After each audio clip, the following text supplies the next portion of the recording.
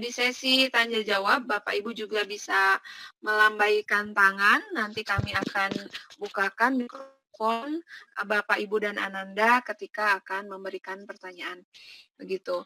Jadi untuk kali ini saya perkenalkan dulu untuk presenter kita atas nama Bapak Yadini dan untuk moderator kita atas nama Bapak Abdul Rahman. Oke, saya mungkin akan persilahkan kepada Bapak moderator, Bapak Abdul Rahman untuk memandu acara kita hari ini. Baik, Bapak Abdul Rahman, saya persilahkan.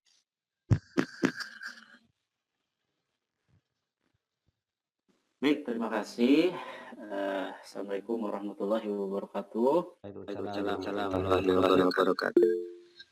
Baik, alhamdulillah kita bisa bertemu kembali di kesempatan yang kedua di kelompok ke-1 ini. Insya Allah hari ini Bapak Ibu sekalian kita akan membahas tentang asesmen kompetensi minimum ya. Jadi apa itu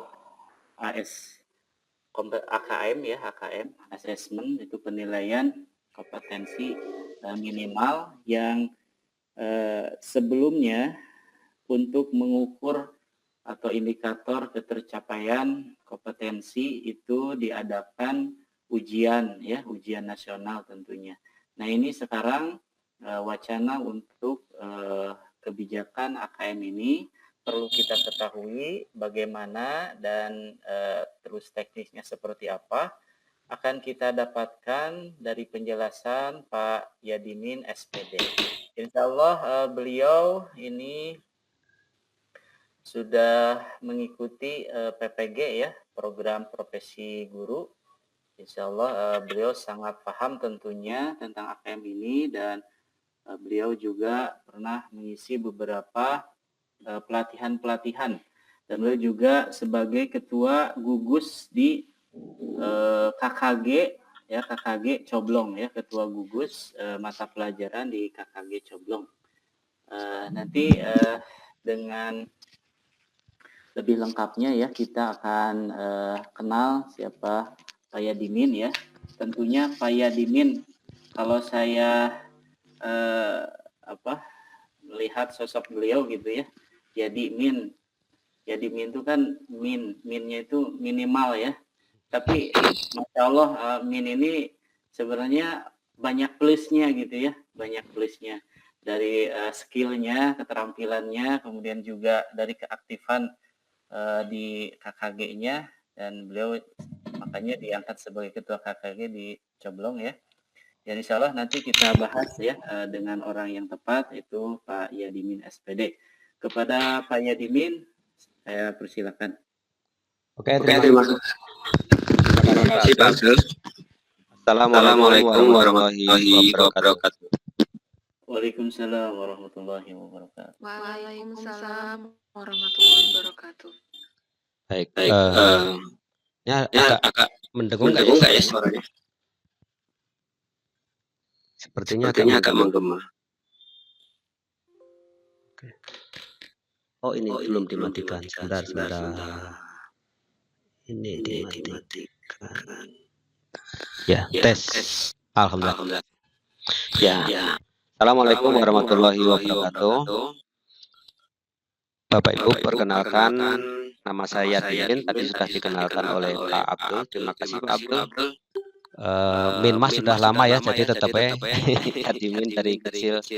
Alhamdulillah nama yang luar biasa bagi saya karena bapak saya kayaknya seorang ahli sastra meskipun dari desa ya, maka saya dinamakan Yadimin. Kalau saya lihat ya dari bahasa Arab itu, Pak Abdul benar Pak ya, Yadimin itu dari bahasa Arab ini. Yad itu mengambil ya artinya, atau tangan ya, tangan. Min itu dari, jadi kalau Yadimin artinya dari tangan, maksudnya itu saya diciptakan dari tangan Allah untuk ayah ibu saya. Beren Abdul ya. Jadi Yumna itu tangan kanan. Tangan kanan ya. Tapi benar ya, Yad itu artinya tangan ya. Tapi dulu juga ada filosofinya. Jadi plus. Yad itu kalau dalam bahasa Jawa itu artinya mengambil, Pak. Dalam bahasa Jawa artinya mengambil. min itu kurang. Jadi artinya Yatimin itu saat mengambil pasti kurang, ambil kurang. Sejarahnya sebelum saya lahir, ayah saya itu dulunya seorang pemain kartu. Jadi begitu main kalah, ngambil poinnya kurang, ngambil poinnya kurang. Saya lahir maka dinyatakan Yatimin. Alhamdulillah setelah saya gede, sembuh itu mainnya. Alhamdulillah. Jadi setelah saya gede, Bapak insaf. Tuh, alhamdulillah ya, jadi barokah dari nama Yatimin. Berenoge itu ya. Bapak Ibu sekalian, sehari-hari saya mengajar di SD Salman Al Farisi. Belum pernah diminta ngajar kelas bawah, baru kelas 4, 5, 6, 5, 6 dan seterusnya. Saat ini 2 periode menjabat sebagai ketua KKK 14 Kota Bandung. Dan sekarang karena dirubah menjadi sistem zona, saya masuk di pengurus zona A. Zonanya kalau di Kota Bandung itu dari A sampai F ya. Kemudian saya juga masih terlibat dalam pembuatan pembelajaran yang ditayangkan oleh TV 123 Dinas Pendidikan Kota Bandung. Ini ditayang tiap hari dan seluruh pelajaran dan seluruh materi. Totalnya kalau dihitung di SD itu kurang lebih ada berapa ya? Sekitar 90 kali 6. Berapa Pak Abdul? 500-an ya? 500-an jam tayang ya. 500-an materi yang ditayangkan di TV channel Dinas Pendidikan Kota Bandung atau TV 132 Kota Bandung. Alhamdulillah di zona A itu ada sekitar berapa ya? Awalnya 8 orang tim editor video. Sekarang berubah menjadi sekitar 15-an. Jadi dari tahun 2009 selain mengajar, saya juga suka-suka dengan membuat film beserta anak-anak. Tapi saya belum pernah di syuting sendirian malahan. Jadi sukanya mah nge-syuting atau membuat skenario kemudian dibuat menjadi film. Beberapa film saya ada di YouTube, nanti mungkin dikenalkan ya di link YouTube saya. Film yang paling banyak saya buat pesertanya adalah melibatkan 116 anak murid. Ya, itu film tentang Diponegoro. Jadi dalam satu hari membuat film tentang Diponegoro. Dan itulah yang saya sukai ya. Ada satu inspirasi sebelum saya masuk sana, nanti ada kaitannya juga. Tahun 2009 saya mengajar, ada hal yang aneh karena setelah 6 tahun dari 2009 tambah 6 berarti 2015-an ada anak cantik tiba-tiba datang ke saya terus tanya, Pak, Mas saya enggak ya? Aduh, Pak Yadi mah tidak kenal kalau dengan anak yang cantik. Yang kenal mah yang tidak terlalu cantik. Sudah lupa lagi ya namanya siapa, wajahnya bagaimana. Pak Yadi saya yang megang bendera waktu Pak Yadi buat film. Masya Allah ya. Saya tanya, kalau materinya enggak. Jadi yang diingat itu ternyata yang memegang benderanya gitu. Nah dari situlah saya bersemangat untuk membuat film. Ternyata anak-anak itu kalau diajak membuat film, bermain peran, wah senang itu. Dan diingat, nah itu yang saya pentingkan, diingat. Kalau materinya mah mungkin 2 tahun juga sudah lupa, yang saya ajarkan apa lupa gitu. Tapi kalau yang dia lakukan, ternyata itu ingat ya, sampai 6 tahun masih ingat dan menempel gitu. Yang luar biasa lagi adalah di kelas 6 saya ajarin anak membuat video tentang pemilu. Mudah-mudahan di YouTube masih ada, tapi saya belum sempat mencari. Di kelas 6 saya ajarin untuk membuat video. Setelah dia SMP, lomba bersama ketemu di Jakarta tentang KWN. Penyelenggaranya adalah Panasonic. Dan saya bersyukur. Kenapa? Karena saya dikalahkan oleh murid saya yang dulu saya ajarin buat film. Dia juara 1, saya 10 besar bisa bergerak. Jadi saya berbahagia karena murid saya mengalahkan saya. Itu bahagia bagi saya. Kalah tapi bahagia. Baik Bapak Ibu, itu perkenalan sedikit saja dari saya.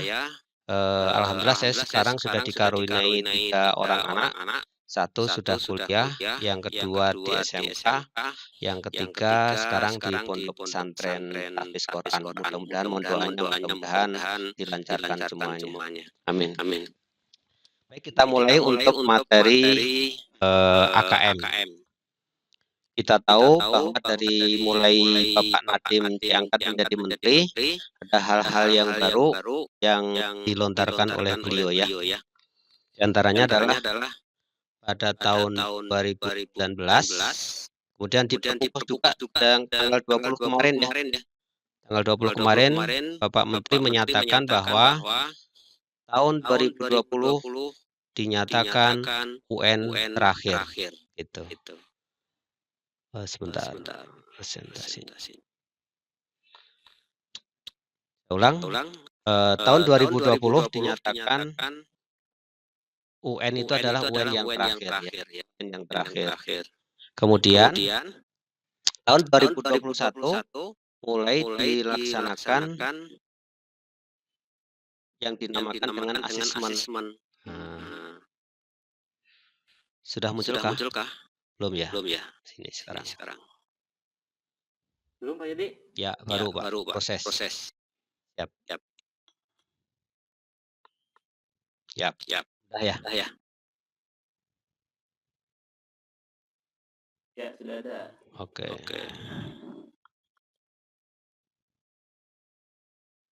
Kita lanjutkan. Mengapa dilakukan perubahan semacam itu? Ternyata latar belakangnya adalah Indonesia mengikuti kegiatan yang diselenggarakan oleh OECD ya. PISA itu Program of International Student Assessment. Ini kegiatannya kurang lebih adalah mengasesmen anak-anak murid di seluruh dunia 3 hal, yaitu tentang materi matematika, reading atau literasi, dan science. Di sebanyak 78 negara peserta yang mengikuti ya, termasuk Indonesia. Dan dari sejak mengikuti sampai terakhir 2018 data yang saya punya, Indonesia tidak bergerak sisi. Ada di tanda panah yang saya sampaikan, di matematika, di literasi, dan yang agak lebih baik adalah di sains. Di sains ini posisinya di nomor 70 dari 78 negara. Agak menyedihkan juga ya. Itulah yang menjadi latar belakang mengapa Pak Menteri melakukan perubahan. Ini data yang terakhir yang saya punya tahun 2018 dari Pusmenjar ya, yang saya dapatkan. Ini posisinya masih tetap, yang saya ambil hanya yang readingnya saja ya. Membacanya adalah untuk PISA itu peserta digolongkan menjadi 4 ya. Ada yang kurang cakap, kemudian itu cakap, mahir. Nah, yang paling atas ini mahir nih. Nah, Indonesia atasnya ini baris yang garis hitam ya, garis hitam. Siswa di Indonesia 30%, ini ya 30% ada di posisi sedang saja. Yang benar-benar mahir hanya berapa persen ini. Dan sisanya semuanya dari bawah. Nih. Makanya Indonesia berada di posisi sekitar 70-an dari 78 peserta. Nah, dari peristiwa itu berdasarkan kenyataan yang seperti itu, maka Bapak Menteri melakukan 5 hal kebijakan. Nah, kebijakan yang pertama yaitu memilih kepala sekolah dari guru-guru yang terbaik. Maka sekarang fenomenanya adalah beberapa kepala sekolah adalah kepala sekolah muda dan berprestasi. Nah, salah satunya yang saya temui adalah yang ada di gugus 14 ini ya. Kemarin ngobrol-ngobrol dengan Bapak Kepala Sekolah di SDN 289, ternyata beliau itu guru yang berprestasi asalnya ya. Kemudian tanpa apa-apa ya, maksudnya kan biasanya untuk jadi kepala sekolah susah ya. Gitu. Tapi beliau jalan tol untuk jadi kepala sekolah dan mungkin termutar beliau sekarang itu. Nah, Ini salah satu buktinya ya. Gitu. Kemudian yang kedua, Ketua KKP gugus tugas juga. Senior saya masih muda juga, Bapak Suhara, itu juga menjadi kepala sekolah dengan jalur yang sama ya, gitu. Karena beliau punya prestasi yang bagus juga. Ini program yang pertama. Yang kedua adalah mencetak generasi baru, guru baru. Kenapa dinamakan guru baru? Karena di dalam prosesnya itu seperti dirubah mindsetnya, dirubah mindsetnya guru itu antara guru yang dahulu dengan guru yang sekarang, dan itu saya alami secara langsung, gitu. Yaitu melalui program PPG. Saya merasa bahagia karena saya mendapatkan kesempatan untuk mengikuti PPG yang sekarang. Kenapa? Ternyata setelah diskusi dengan teman-teman yang senior yang PPG dulu, dapat sertifikatnya udah duluan, itu ada nuansa beda ya. Apa yang berbeda? Mindsetnya itu yang sekarang dirubah. Ternyata menghadapi anak itu berbeda ya. Mindset saya dulu awal mengajar di Salman 9, mindset itu masih fokus ke guru ya. Utamanya materi itu banyakkan dari guru. Tapi ternyata setelah PPG, oh tidak. Apalagi pendidikan di pendidikan dasar itu yang saya rasakan, bahwa siswa di SD itu bukan cetak untuk jadi profesor yang menguasai seluruh bidang studi, tapi bagaimana cara menyiapkan anak-anak SD ini bisa belajar di masa depannya. Dengan cara apa? Menyiapkan anak-anak itu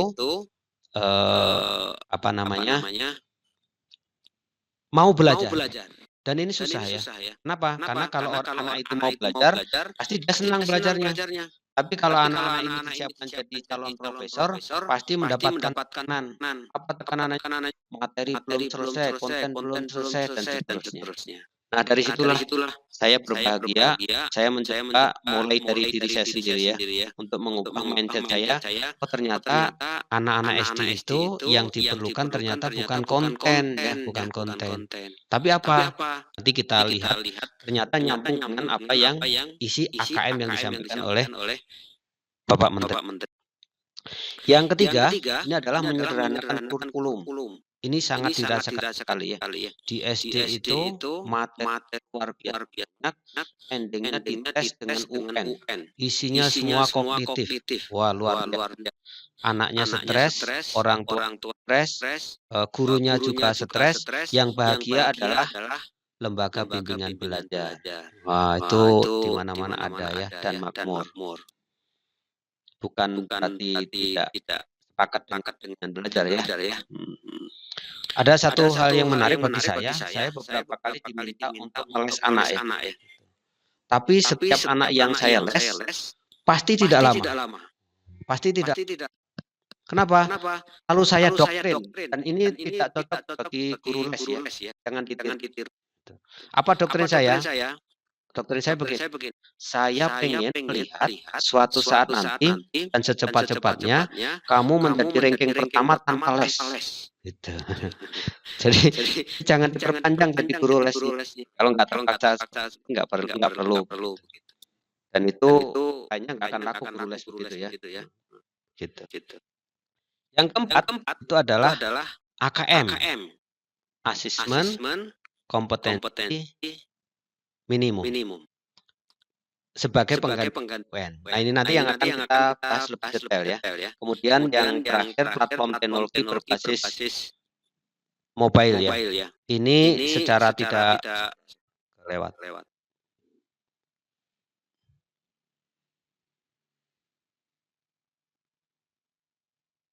Ya.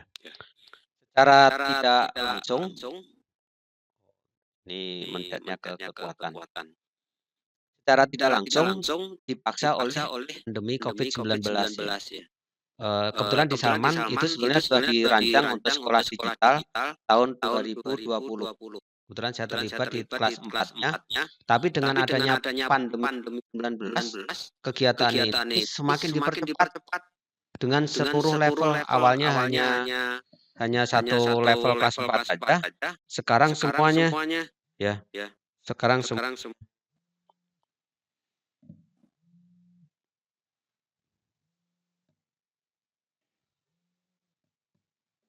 jadi semuanya ikut dari kelas 1 sampai kelas 6 semuanya sistemnya daring.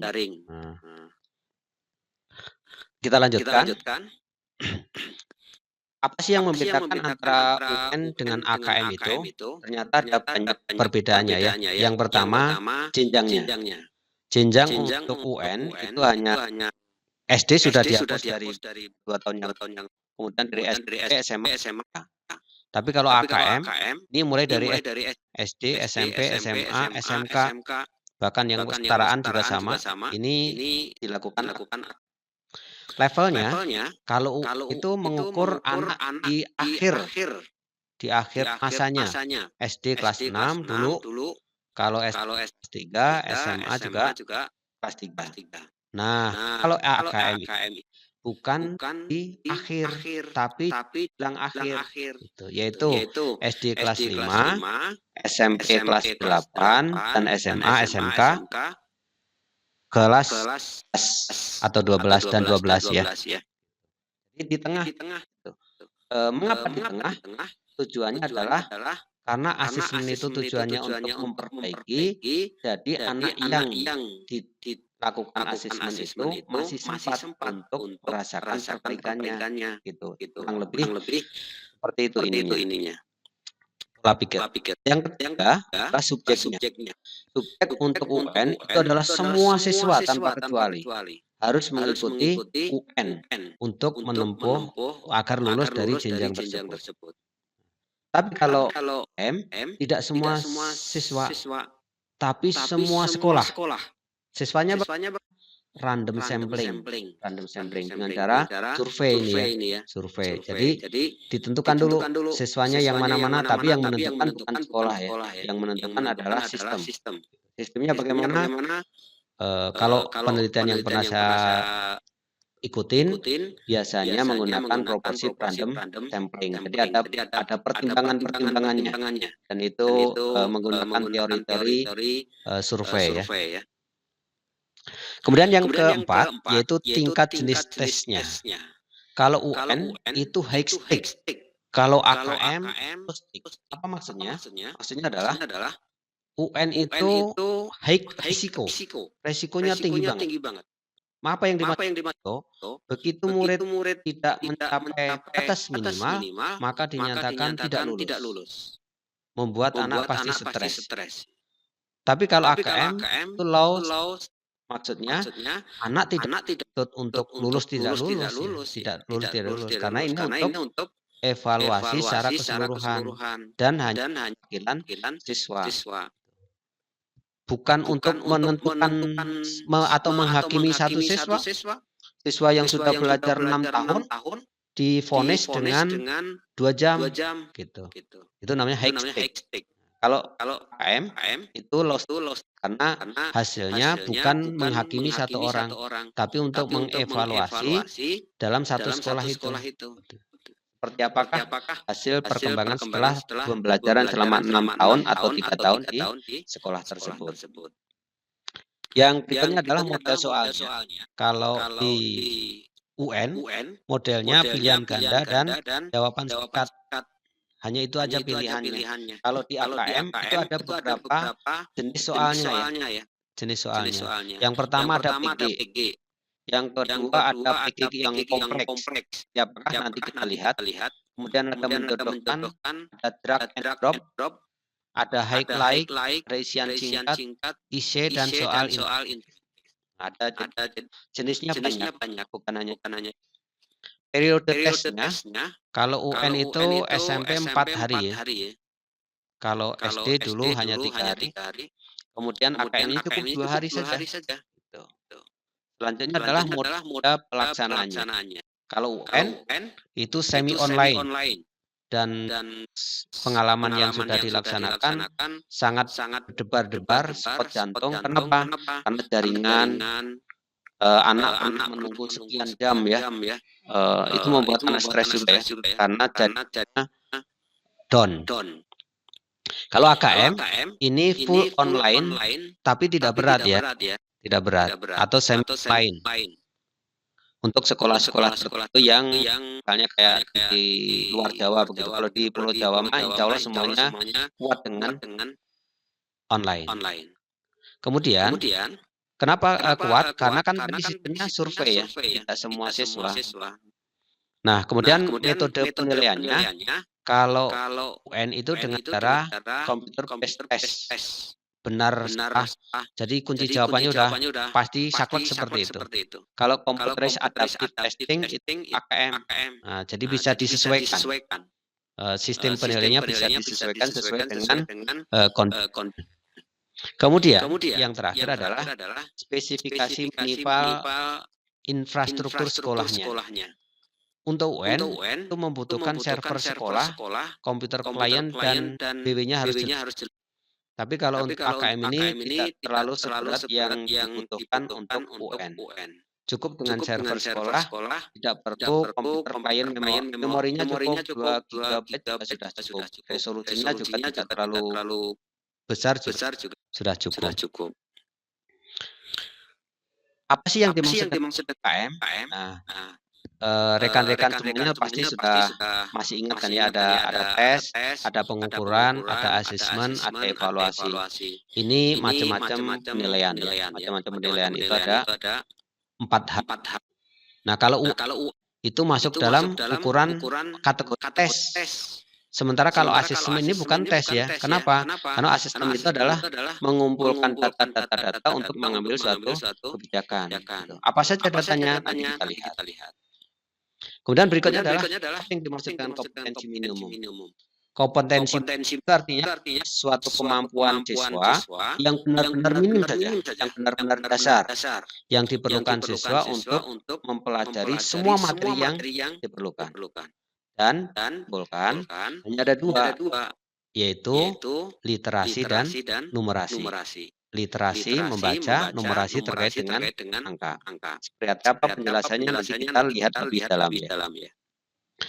Maka asesmen kompetensi minimum itu adalah penilaian kompetensi yang sangat diperlukan siswa, yaitu diterjemahkan sebagai literasi dan numerasi untuk mempelajari seluruh mata pelajaran. Apa sih kegunaannya AKM? Apa dengan AKM ini? AKM ini adalah asesmen. Asesmen itu artinya mengumpulkan data-data, mengumpulkan informasi-informasi. Ada 3 informasi nanti yang dikumpulkan. Setelah informasi terkumpul, maka bisa diambil kesimpulan suatu kualitas pelajaran yang terjadi di sekolah itu seperti apa. Untuk apa ini diperlukan? Untuk evaluasi sekolah itu sendiri.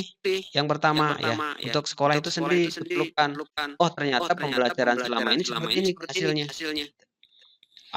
Kalau itu apa yang perlu diperbaiki? Nah, itu bisa digunakan oleh sekolah untuk melakukan evaluasi, mengambil keputusan setelah melihat hasil asesmen ini. Dan juga sebagai evaluasi untuk hasil belajar murid ya.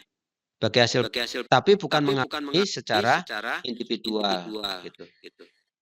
Makanya yang diberikan asesmen adalah kalau SD kelas 5 tujuannya apa? Ketika sudah ada kesimpulan pembelajarannya kurangnya di A, B, C, D, maka di kelas 6-nya masih ada kesempatan untuk memperbaiki yang kurang-kurang gitu. Kita lanjutkan. Ruang lingkupnya seperti apa untuk AKM ini? Nah, ruang lingkupnya itu dibagi menjadi 3 ya. Asesmen kompetensi minimum itu, kemudian ada survei karakter dan survei lingkup belajar.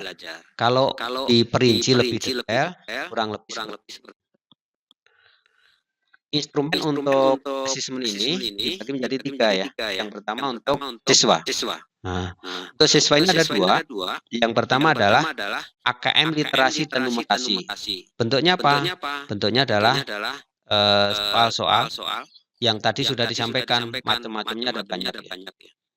Kemudian yang kedua adalah survei karakter. karakter. Untuk apa? Untuk melihat karakter siswa sesuai dengan dasar negara kita yaitu Pancasila. Seberapa jauhkah karakter yang dimiliki oleh siswa-siswa kita. Nah, ini bentuknya adalah survei. Kemudian yang berikutnya yang dijadikan responden adalah selain murid secara sampel adalah guru dan kepala sekolah. Ini keseluruhan. Nah, guru mah keseluruhan, kepala sekolah juga keseluruhan. Untuk apa? Untuk mengumpulkan informasi tentang survei lingkungan belajar. Jadi kalau dari murid ada dua informasi yang dikumpulkan, yaitu hasil belajar secara kognitif dan yang kedua adalah hasil belajar secara sosial emosional atau karakter. Sedangkan dari guru dan kepala sekolah dapat didapatkan informasi tentang karakteristik input dan proses pembelajaran. Seperti apa sih proses pembelajaran selama siswa di sekolah tersebut. Dasar kompetensi AKM ini ada 3 level. Level pertama itu menemukan informasi. Level yang kedua adalah memahami informasi. Dan yang ketiga adalah level tertingginya mengevaluasi dan merefleksi. Untuk yang menemukan informasi, ada 2 subkompetensi, yaitu mengakses dan mencari informasi dalam teks. Ini hanya mencari saja, menemukan informasi saja. Level yang kedua adalah mencari dan memilih informasi yang relevan. Gitu. Yang pertama tadi hanya menemukan ada tidak, yang kedua ini mencari informasi tetapi yang relevan. Level yang kedua ada 2 juga. Yang pertama adalah memahami teks secara literal. Kemudian yang kedua adalah menyusun inferensi atau kesimpulan. Membuat koneksi. Ini levelnya sudah level cakap ini yang kedua ini ya. Kemudian yang ketiga mengevaluasi dan merefleksi ada 3 level atau subkompetensi. Yang pertama adalah menilai kualitas, kredibilitas konten pada teks informasi tunggal maupun jamak. Yang kedua adalah menilai format penyajian dalam teks. Dan yang ketiga adalah merefleksi wacana untuk pengambilan keputusan, menetapkan pilihan, dan mengaitkan isi teks terhadap pengalaman pribadi. Ini level-level soal yang ada di AKM. Kemudian levelnya sendiri untuk AKM ini dibuat menjadi 6 level. Level yang pertama itu soal untuk kelas 1 dan 2. Bobotnya untuk kelas 1 dan 2. Level 2 itu untuk kelas 3 dan 4. Level 3 untuk kelas 5 6. Level 4 untuk kelas 7 dan 8. Level 5 kelas 9 dan 10 dan terakhir level 6 adalah kelas 11 dan 12. Kemudian untuk pilihan A atau PG pilihannya pun berbeda-beda. Kelas 1 hanya 3 pilihan, PG saja. Kalau kelas 4 sampai 9 4 pilihan. Dan kelas 10 sampai 12 itu 5 pilihan, A, B, C, D, E. Dalam komponen soal itu juga ada beberapa macam soal AKM ini. Yang pertama wajib ada stimulus. Stimulus itu apa? Stimulus itu sebelum ada soal itu ada stimulusnya. Apa bentuknya? Misalnya gambar, bacaan, infografis dan sebagainya. Dan ini yang menarik dan sesuai dengan kehidupan sehari-hari. Jadi tidak boleh memberikan soal yang tidak ada di sekitar anak. Gitu. Jadi yang tidak ditemukan oleh di sekitar anak. Ini makanya ini harus sesuai dengan kehidupan anak hari-hari sehingga anak-anak itu terbayang. Kemudian yang kedua harus berupa pemecahan masalah atau transfer konsep atau berpikir kritis. Ada 3 itu mulusnya. Dan tidak boleh mengandung sara PPPK. Apa itu?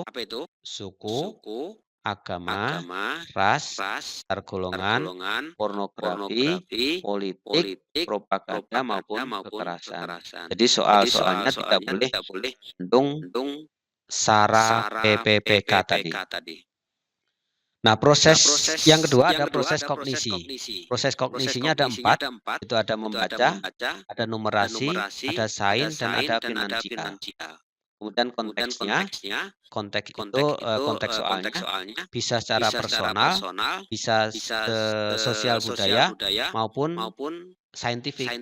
Gitu. Nah, bentuknya tadi sudah kita bahas ya. Ada PG, ada yang tidak, bersalah, atau opini, atau yang sejenisnya. Bisa juga bentuknya drag and drop, atau PG kompleks, atau urean, jawaban singkat, atau gabungan. Misalnya pertanyaannya, setujukah kalian? Nah, berikan penjelasan. Kalau iya, penjelasannya apa? Kalau tidak, penjelasannya juga apa? Ini contoh pilihan ganda kompleks ya. Pilihan ganda kompleks itu macamnya bisa jawaban benar lebih dari satu untuk satu butir soal. Pilihan ganda dengan jawaban benar lebih dari satu. Misalnya apa? Dengan cara checkbox misalnya. Ada kalimat-kalimat beberapa, anak-anak diminta untuk menentukan mana pernyataan yang benar, mana pernyataan yang salah. Nah, anak-anak tinggal ngasih box. Atau yang kedua, dengan cara pernyataan diminta menentukan ya atau tidak. Yang ketiga, ada informasi-informasi anak-anak diminta untuk menentukan ini termasuk opini atau fakta. Opini atau fakta. Yang berikutnya ada pernyataan-pernyataan. Kemudian anak diminta menentukan apakah sesuai dengan teks atau tidak. Sesuai atau tidak. Bisa juga dengan fakta atau mitos. Misalnya gerhana bulan terjadi karena bisa yang mitos misalnya atau yang fakta atau sebagainya. Ada pilihan fakta atau mitos. Kemudian yang terakhir adalah metode 1, 2, 3. Maksudnya apa? Pilihan 1 kalau nomor 1 dan nomor 2, 3 benar misalnya. Nomor 2 kalau 1 dan 3 saja yang benar. Nomor 3 gitu. Kombinasi dari jawaban itu. Selanjutnya adalah pencekoran ya. Pencekoran dalam pilihan ganda ini bisa disesuaikan tidak 1-0 ya, tidak 1-0. Tapi ada bobot pencekorannya. Misalnya untuk jumlah yang pernyataannya 3 sampai 5, ini berarti untuk yang ASD ya, maksimalan ASD. Jumlah pilihan jawabannya 2, benar atau salah, maka skornya adalah 1 atau 0. Diberi 1 bila benar, diberi 0 bila salah. Kalau opsi jawabannya lebih dari 5, maka atau lebih dari 2, misalnya tumbuhan, mikroorganisme, pagi, siang, malam, kota, kabupaten, kecamatan, desa sampai 4, hijau, merah, biru, kuning, oranye, itu pilihannya itu ada banyak. Maka pencekorannya 2, 1, atau 0. Kapan nilainya 2? Nilai 2 adalah bila menjawab semuanya benar. Kemudian skornya 1 kalau salah 1 atau 2 benar. Yang terakhir skornya 0 bila salahnya lebih dari 2. Untuk urean, penskorannya pun juga berbeda. Bagaimana penskoran untuk yang urean ini? Skornya adalah atau kodenya 2109. Ini untuk kode di komputer ya. 2 artinya adalah skor penuh atau nilai tertinggi diberikan jika jawaban anak itu 100% benar atau mayoritas benar. Yang 1 jika skor diberikan pada jawaban yang kurang memenuhi kriteria. dan 0 jika jawaban salah, 9 jika jawaban kosong. Jadi kosong jawabannya. Nah, apa yang dimaksud dengan komputer adaptif test? Itu sistem penilaian komputer yang bisa disesuaikan, bukan hanya 1010 seperti ketika UN ya, jawabannya hanya iya dan tidak, benar atau salah. Itu. Tapi ini bisa diolah lebih lanjut untuk yang CAT. Nah, ini penilaiannya tadi. Kalau digambarkan kurang lebih seperti ini. 0 sampai pertengahan ini dari yang gambar yang kecil ini peluangnya seperempatnya ya. Nah, 3/4-nya dan paling puncaknya ada di sini, nilainya 1. Jadi artinya anak kemungkinan untuk mendapatkan nilai itu lebih tinggi daripada dengan cara yang tes yang sistemnya 1010. Bentuk soalnya ya, ini bentuk soalnya. Misalnya untuk pilihan ganda. Itu untuk yang objektif atau dikotomis. Kemudian untuk yang non-objektif atau politomus atau banyak pilihan atau banyak jawaban. Kemudian bisa juga dengan jawaban kotomus atau politomus. Untuk yang objektif ini bisa menggunakan pilihan ganda, checkbox benar salah, ya tidak, atau opini, sesuai atau tidak sesuai, metode 1, 2, 3, atau dengan fakta mitos, atau isian singkat, atau juga menjodohkan, juga dengan drag and drop, memilih jawaban lebih dari satu untuk yang lebih kompleks. Nah, ini untuk yang objektif. Untuk yang non-objektif tentunya adalah urean, menebalkan, simulasi atau percobaan, menggambar, portofolio, proyek, sikap dan karakter atau menggunakan kuesioner. Sedangkan yang gabungan adalah memilih dan beri alasan. Misalnya pertanyaan, setujukah kalian? Nah, mengapa setuju? Mengapa tidak setuju? Nah, dan seterusnya. Ini adalah contoh soal yang fakta atau opini ya. Nih. Untuk kompetensi yang ingin diukur adalah mengintegrasikan dan menghasilkan kesimpulan. Anak diberikan teks, anak setelah membaca, kemudian diberikan pernyataan-pernyataan. Anak-anak memilih untuk mana yang A, mana yang opini. Ada beberapa pernyataan, misalnya ada 4 pernyataan, jadi anak-anak memilih 4 pernyataan ini, mana yang termasuk fakta, mana yang termasuk opini. Contoh pertanyaannya adalah, berdasarkan teks tentang susu, apakah pernyataan yang dalam tabel di bawah ini fakta atau opini? Pendapat. Klik pada salah satu fakta pendapat untuk setiap pernyataan. Jawaban yang benar adalah opini, fakta, opini. Ini misalnya kecil banget ya. Sudah tidak mampu yang kecil begini kayaknya. Tapi kurang lebih contohnya seperti itu ya. Contohnya ada bacaan, kemudian dari bacaan ini ada yang termasuk fakta, tadi sesuai kenyataan atau pendapat. Nah, kemudian dibuatkan kolom pernyataan atau fakta atau opini. Link soalnya banyak sekali ini dari level 1 sampai 6. Level 1 untuk SD kelas 1, 2, 3. Kelas 1, 2. Level 2 untuk kelas 3 dan 4. Level 3 untuk kelas 5 dan 6. Level 4 untuk kelas 7 dan 8.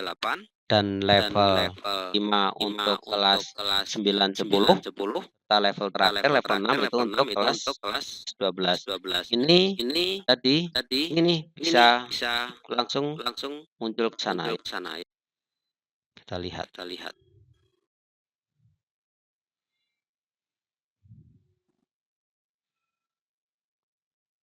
Oh, harus keluar dulu kayaknya ya. ya. Stop sharing Stop dulu. sharing dulu.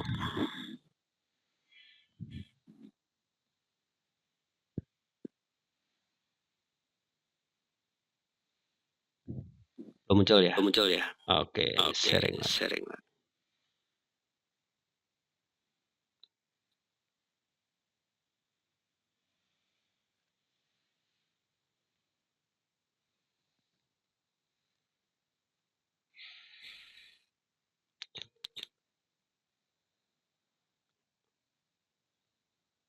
Nah, ini linknya. Linknya.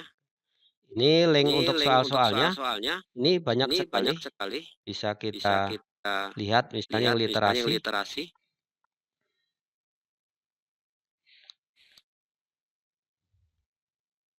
Nah, Nah, ini ada kelas 1, kelas 2, kelas 3, kelas 3, 4, 4, kelas 5, kelas 6, 5, 6, kelas 7, kelas 8, 7, kelas 9, kelas 10, 9, 10, dan dan seterusnya. seterusnya. Kita pilih Kita satu pilih saja, satu misalnya saja, kelas 5 dan 6. dan 6. Ini contoh Ini soalnya. contoh soalnya. Ini Ini adalah kompetensi yang ingin diukur, diukur, mengakses dan mencari informasi dalam teks. Ini berarti ada kelompok yang level pertama tadi ya. ya. Di level Di level 2-nya 2-nya ada ada memahami teks secara literal. Kemudian yang kedua, menyusun inferensi, membuat koneksi, prediksi, baik tunggal maupun jamak. Di level 3-nya adalah menilai format penyajian dalam teks, merefleksi isi wacana, dan seterusnya. Ini untuk isinya. Begitu kira-kira untuk AKM. Mudah-mudahan ada manfaatnya. Kalau ada misalnya yang mau ditanyakan, kami persilahkan. Hanya saya sangat menekankan sekali bahwa AKM ini sangat dipentingkan dan saya sangat sependapat dengan penyelenggaraan AKM ini.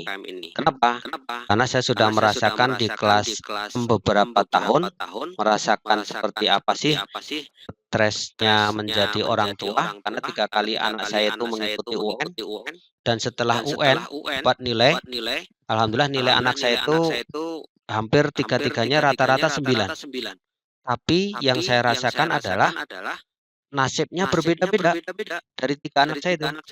Yang pertama alhamdulillah masuk di SMP yang dalam tanda kutip favorit di Kota Bandung. Yang kedua terpental. Kenapa? Sistemnya berubah. Jadi nilai 9 itu tidak menunjukkan apa-apa, ternyata nilai UN itu. Akhirnya yang ketiga, setelah UN, saya berdiskusi dengan anak saya, memilih untuk masuk ke Hafiz Quran gitu. Tapi bukan kemauan sendiri ya. Jadi setelah berdiskusi, ini nanti seperti ini. Dan menurut saya sampai saat ini itu adalah keputusan yang sangat tepat.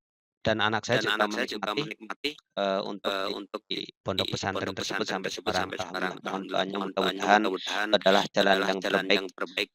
Oleh sebab itu saya sangat mendukung dengan AKM ini ya. Bukan, dan saya kurang begitu suka dengan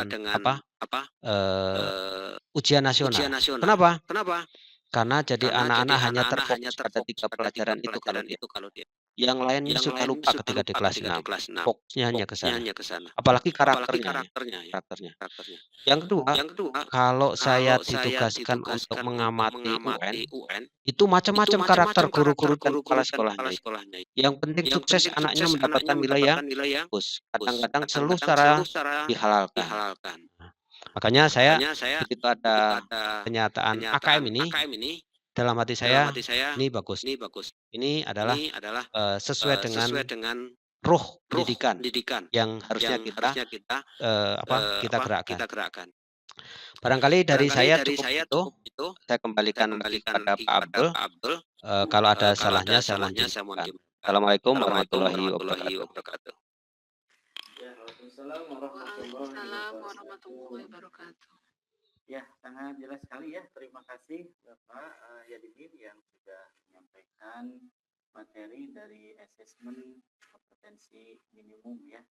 Jadi penilaian kompetensi atau kemampuan minimum ya. Jadi memang hal ini sudah sejalan dengan apa yang diamanatkan dari keputusan Menteri ya untuk menghilangkan UN dan diganti dengan AKM atau asesmen kompetensi minimum.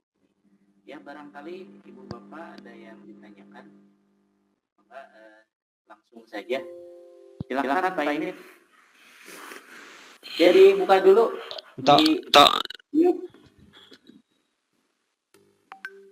dibuka dulu speakernya, mikrofonnya. Silakan Pak Imit. Imit Dilan. Disebutkan nama, kemudian asal dari mana. Masih di mute itu. Masih di mute Pak Imit. Katanya mikrofonnya tidak terpasang Pak. Ini tapi sudah dicantumkan di kolom chat Pak. Oh, di Kita lihat katanya level Ya udah. level satunya seperti apa jawabnya katanya. Gimana Bu? Minta lihat level 1 contoh dari asesmen katanya Pak. Oh, Seperti contoh level 1. Asesmen level 1. Bapak Imit mengajar kelas berapa? 3. kelas 3. Pak. Berarti menanyakan kelas 1 ya? Ya. Yang level 1 ya. Oh ya, berarti kelas bawah ya, menanyakan bagaimana asesmen di kelas bawah antara kelas 1 sampai kelas 3 ya, betul begitu ya? Ya, baik. Betul, Baik. Pak. Betul. Ya. Kita masuk lagi ke linknya ya. Tadi terlanjur ditutup.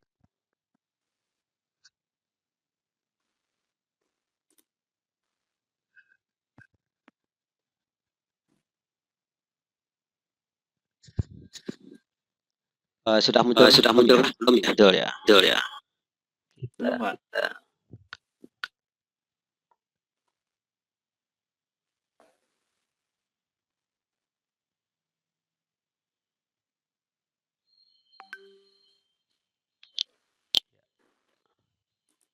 Oke, sudah muncul.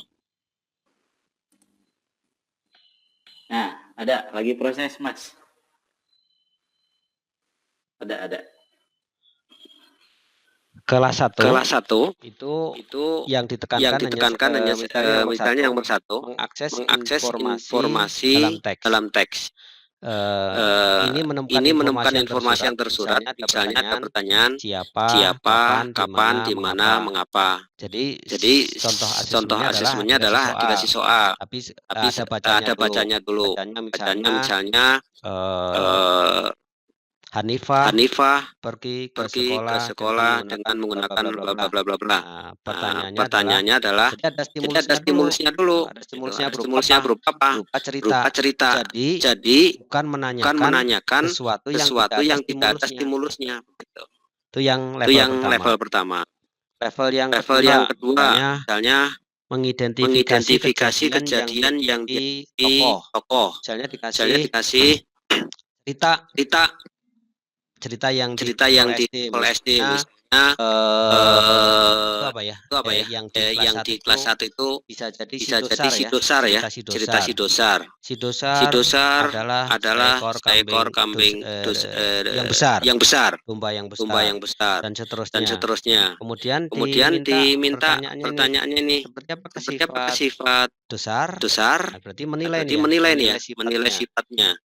Tapi sebelumnya ada stimulusnya dulu, tidak langsung diberikan pertanyaan yang tidak ada stimulusnya. Nah, bacaannya disesuaikan dengan levelnya gitu. Kalau level kelas 1 berarti bacaan anak kelas 1. Kalau levelnya level kelas 5, bacaan yang diberikan adalah bacaan kelas 5. Kurang lebih begitu Pak Imit untuk contoh soalnya alasis.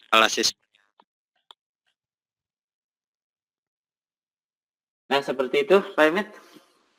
Mungkin untuk gambaran di kelas bawah ya. Di gambaran di kelas bawah AKM seperti yang dijelaskan seperti itu. Mungkin ada lagi yang ditanyakan Bapak Ibu? Kalau tidak ada saya mau bertanya. Boleh? Mangga Pak. Oh iya. Jadi begini pertanyaannya. misalkan tidak ada UN nih ya, Hmm. berarti yang diberlakukan adalah AKM, Assessment Kompetensi Minimal gitu. Nah, ini otomatis kan dari kalau dulu kan misalkan ada nilai kemudian keluar ijazah yang itu untuk melanjutkan ke level atau jenjang berikutnya. Nah, lalu apa bedanya antara sekolah yang formal ya, sekolah formal, kemudian dengan katakanlah itu PKBM. Jadi persamaan. Nah, kan dua-dua yang sekolah formal juga kan tidak ada UN, otomatis yang ijazah ada sih ya, ijazah dari sekolah misalkan. Nah, secara kelembagaan, kalau dulu kan ada ijazah UN gitu ya. Iya, betul. Nah, sekarang kalau kita bandingkan nih dengan misalkan PKBM. PKBM kan kalau misalkan dia ingin ijazah, dia misalkan taruhlah homeschooling gitu, dia ingin mendapatkan ijazah, otomatis dia harus menginduk pada satu sekolah yang nanti keluar ijazahnya. Kalau NISN gitu ya. Nah, kalau ini bagaimana kalau AKM? Apakah nanti secara kelembagaan itu untuk meneruskan ke jenjang berikutnya itu ada ijazah seperti halnya ijazah UN misalkan, atau nanti mungkin ijazahnya ijazah AKM gitu. Nah, itu seperti itu. Ya. Terima kasih Pak Abdul. Terima kasih Pak Abdul. Ya. Ijazah Ijazah AKM itu tidak ada ya. ada ya. Kenapa? Kenapa? Karena yang Karena yang diberikan diberikan AKM AKM ini hanya hanya sampel, sampel, tidak semua tidak murid. semua murid. Jadi kalau Jadi kalau dikasih dikasih ijazah, ada yang dapat ada yang ijazah, dapat ada yang ijazah, tidak ada yang dong. tidak dong. Jadi AKM Jadi ini kan AKM ini kan fungsinya untuk untuk asesmen. Fungsinya Fungsinya itu bukan untuk menjustifikasi anak, tapi tapi untuk untuk mengevaluasi sebuah sekolah. Jadi ini Jadi ini fungsinya itu untuk satu sekolah. Kalau tes fungsinya untuk per murid itu. Nah, bagaimana dengan yang PKBM statusnya sama dengan yang di sekolah. Untuk menentukan anak itu naik tingkat atau tidak, berarti tergantung pada PKBM itu sendiri. Gitu. Tidak boleh satu tes yang diselenggarakan oleh nasional digunakan untuk menghakimi satu anak saat itu. Maka dinamakan bukan tes. Ini adalah sebuah asesmen gitu. mengumpulkan data untuk mengevaluasi sebuah lembaga, dan itu fungsi untuk lembaga itu sendiri. Karena bukan menghakimi lembaga, tapi untuk mengetahui lembaga kekurangan kita di sini nih. Nah, berarti tahun depan yang perlu diperbaiki di sini. Nah, itu fungsinya AKM. Jadi kalau misalnya kelulusannya sama dengan kebijakan di lembaga masing-masing. Pertanyaan yang sangat menarik tadi adalah bagaimana kalau untuk melanjutkan ke level berikutnya. Nah, ini sebetulnya searah dengan sistem pembelajaran yang saat ini ya, yang PPDB saat ini. Itu apa? Dengan zonasi sebetulnya ke arah sana. Kenapa?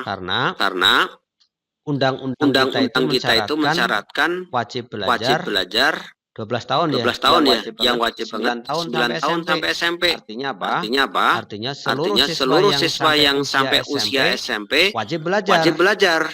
Wajib mendapatkan fasilitas dan semudah-mudahnya tidak harus mengikuti syarat yang tes yang macam-macam seperti itu. Nah, maka tidak ada ujian untuk penerimaan di sana. Maka yang adalah sistem donasi. Meskipun ada plus minusnya ya. Tapi arah kebijakannya arahnya ke sana. Begitu Pak Abdul kurang lebih. Terima kasih. Pak, barusan. Iya. Terus nanti untuk ijazah nilai ke SMP gimana? Kalau tadi donasi mungkin donasi. Untuk nilai ijazah kan biasanya bukan nih. Mau ijazah, nah ijazahnya bentuk gimana? Dari mana? Dari harian ya? Kalau yang di kota Bandung ya, Kota Bandung itu rata-rata rata-rata nilai kelas anak misalnya kelas SD, misalnya SD kelas kelas 4, 4, 5, 6 di rata-rata, rata-rata, kemudian kemudian nanti dibandingkan dengan jarak rumah Bu, jarak ada rumah Bu, nilainya ada Bu. nilainya Bu. Jarak rumah Jarak rumah sekian kilometer, poinnya berapa? Ditambah dengan nilai sekolah bobotnya berapa? Hanya itu Hanya itu sesuai dengan perwal Bu. perwal Bu. Perwalnya itu Perwalnya itu setelah tamat SD, kan kita biasa dapat ijazah nih. Bu. Dari sehari-hari saja begitu ya. Tetap ijazah tetap. Ijazah tetap Bu. ijazah Ijazah sebagai dinyatakan selesai dari SD ya. Tetap tapi bukan sebagai syarat utama masuk ke jenjang berikutnya. Gitu. Iya. Kalau kayak prestasi kan sekarang prestasi juga masih berlaku ya. Masih Bu. Hanya dikasih kuota Bu ya. Nah ini beda-beda ya. Kemarin yang Jawa Tengah itu berani memberikan kuota untuk prestasi itu lebih besar dibandingkan kementerian. Yang Jawa Tengah, Ganjar Pranowo. Kalau di Kota Bandung sendiri itu setahu saya ada beberapa kriteria. Misalnya untuk prestasi ini 5%. Kemudian ada afirmasi. Afirmasi ini karena ada sekolah yang lahannya itu milik tentara misalnya. Nah itu ada persus. Nah itu ada 5%. Jadi kalau ada anaknya tentara yang ada di situ, berarti dapat kuota 5% itu. Kemudian untuk yang guru atau yang pindah tugas itu juga ada ada kuotanya juga tapi terbatas. Itu jumlahnya berapa? Setiap tahun berubah Ibu sesuai dengan wali kota. Tiap tahunnya suka berubah. Termasuk yang anak kurang mampu itu pernah berapa persen itu? 80% pernah itu. Itu yang jadi hitam. Banyak orang yang menggunakan SKTM bodong itu ya. Surat keterangan tidak mampu yang bodong. Evaluasi dilakukan perbaikan.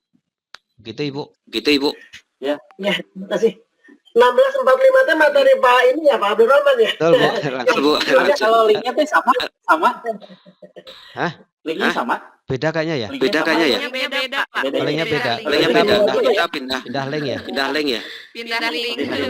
Kita pindah rumah. Terima kasih kalau ada salahnya mohon dimaafkan. Dari saya assalamualaikum warahmatullahi wabarakatuh. Aduh, Mohon Ibu. Ya, terima kasih Pak Yadin. Sami-sami Pak Rahman. Ya.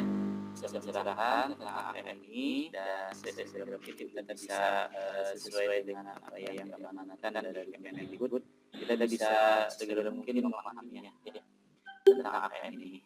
Baik, kita pindah room ya. Ini pindah roomnya di breakout atau ke sana lagi? Ke luar dulu. Pindah tutup. Ya mungkin ditutup dulu ya Pak.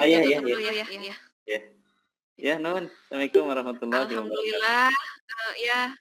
Alhamdulillah materi tentang asesmen kompetensi minimum sudah selesai dibahas oleh Pak Yadimin. Mungkin nanti untuk materinya Pak bisa di-share di ini dalam bentuk PDF agar bisa jadi informasi buat kita semua. Siap, Bu. Tidak lupa saya mengingatkan untuk melakukan absensi. Saya ingatkan kembali jangan sampai lupa untuk melakukan absensi. Kita akhiri untuk pertemuan hari ini dan mungkin kita akan lanjutkan ke pertemuan bersama Bapak Abdul Rahman di materi selanjutnya dengan room yang berbeda dan petugas yang berbeda ya. Nanti di sana sebagai moderator mungkin saya. Terima kasih atas perhatiannya. Wabillahi taufiq wal hidayah. Wassalamualaikum warahmatullahi wabarakatuh. Waalaikumsalam warahmatullahi wabarakatuh. Ya, terima kasih Ibu. Sama-sama. Terima kasih. Ya, sudah bagus sekali. Keluar ya.